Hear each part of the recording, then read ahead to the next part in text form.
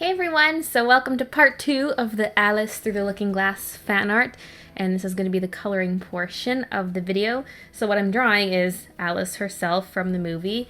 At the beginning she's in this outfit and I just loved it so much and I knew I had to draw it.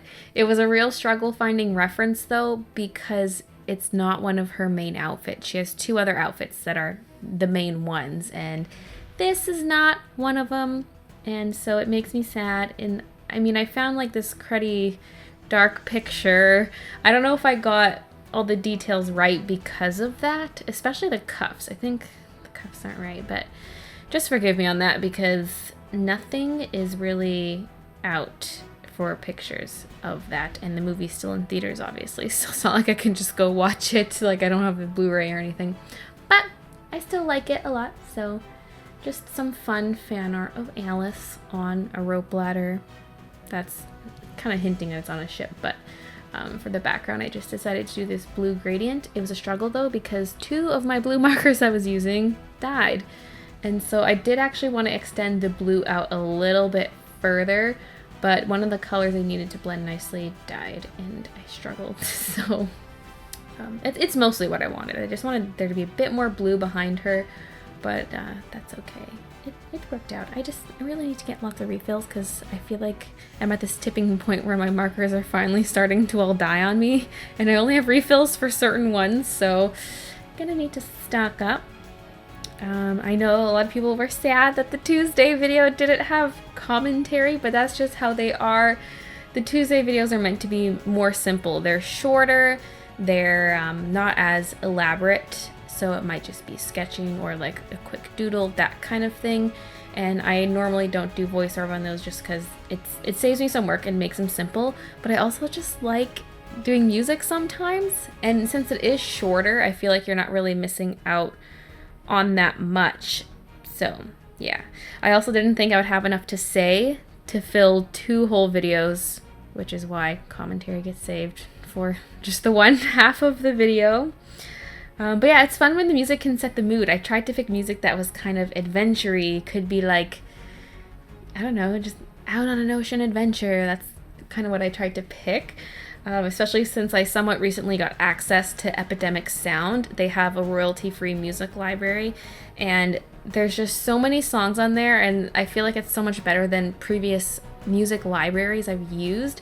So I'm just all excited to use their music too, so it's kind of fun getting those chances to have just a music only video. So yeah, Epidemic Sound is pretty great, and I always have it linked, like credited in my video descriptions if you want a link to that website for some royalty-free music. I switched up the angle here. It's the side angle you sometimes get, but farther away. I did zoom in a little bit in a while, but I just wanted something a little bit higher up because I have this little teeny tripod I use to do the close-ups, but I feel like it's too extreme of an angle, so I clamped that tripod onto my water bottle, and that worked. What I might try doing is adjusting my DSLR setup so that it is coming at an angle from the side. I don't know if I'll like that or not because I still want to switch between top view and side view. So having to switch the tripod back and forth is just super annoying. So normally when you see these angled side views, it's with a different camera. It's with my Canon G7X, the little camera that I use for my vlogs. And then the top-down shots are with my DSLR. So I feel like that makes it easier, but I've kind of been preferring this angled view because I feel like it's easier to see what's going on, because my hand isn't just covering everything.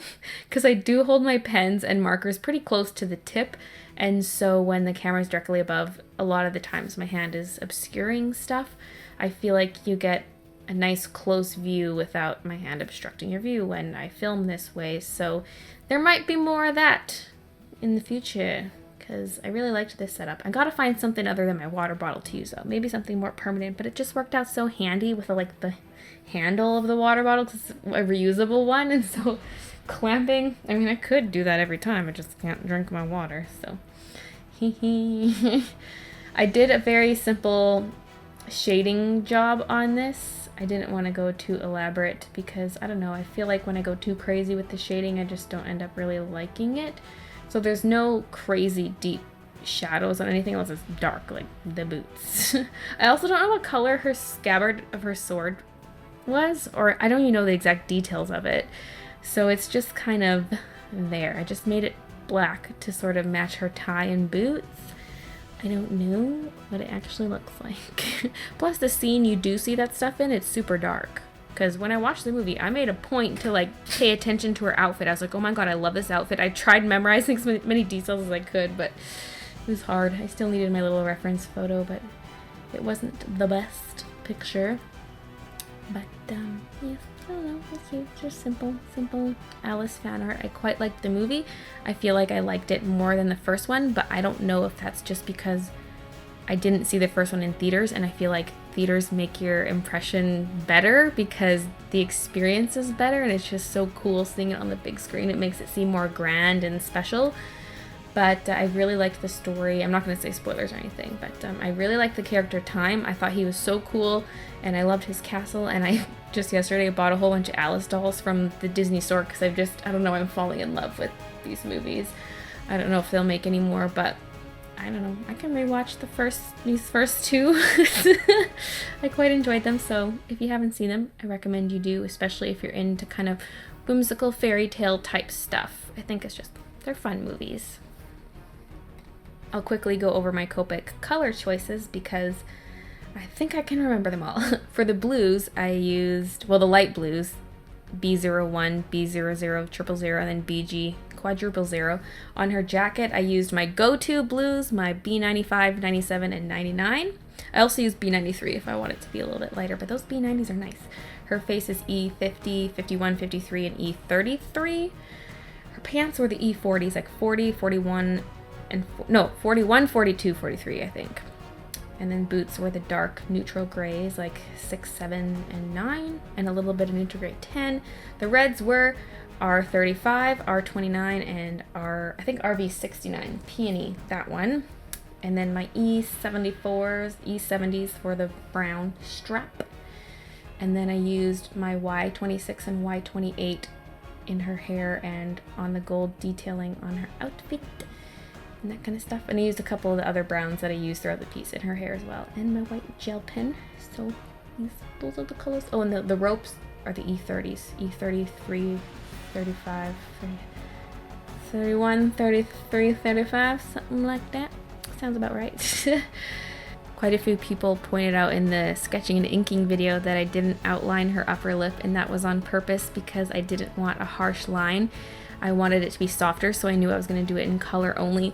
Plus, she has very, very minimalistic makeup. It looks like she's not wearing makeup at all in the movie, so I didn't want to overemphasize the lips or anything like that. So that's why I made that choice. Anyway, thank you so much for watching, and I'll see you guys in my next video. I'm so glad they made a time doll. I just realized I never grabbed regular Red Queen. I knew I was missing one. Maybe next time. I don't even know if I want regular Red Queen. I already got the big Red Queen.